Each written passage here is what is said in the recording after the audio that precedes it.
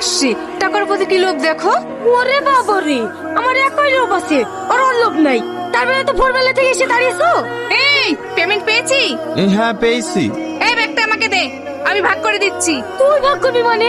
আমাকে তো আমি ভাগ করবো। এই ছাড় বলছি, আমি করবো। আপনারা চুপ করেন। প্রত্যেক মাসে এভাবে ঝামেলা করেন কেন? এটা কোনো হাট বাজার নয়, এটা হচ্ছে অফিস। আপনারা যদি প্রতি মাসে এভাবে ঝামেলা করেন না, আপনার স্বামীর চাকরিটাই চলে যাবে। আমি ঝামেলা করতে আসিনি, টাকা ভাগ করতে এসেছি। না হলে না সব ওই সতীনকে দিয়ে দেবে। আমার ঝামেলা করতে আসিনি, তোর মুখ দেখলে আমার ঘৃণা লাগে। আমিও টাকা নিতে এসছি। টাকা আমি ভাগ করে দিচ্ছি। এই মাসে আপনাদের স্বামী 40,000 টাকা বেতন পেয়েছে, আপনি নেন 20,000, আপনি নেন 20,000। আর এই মাসে আপনার স্বামীর অফিসের যাতায়াতের খরচ দুজনে 3,000 করে টাকা দেন। আমি পাগল নাকি? এই টাকা থেকে আমি 1 টাকা ফালতু খরচ করতে পারবো না। তাহলে আপনি দেন। ও দিল না, আমি দেবো। এই চবড়ি, দেখলেন স্যার, আমাকে কোনোভাবেই ভালোবাসে না, ভালোবাসে আমার টাকাকে। আমি সবই বুঝি টনি।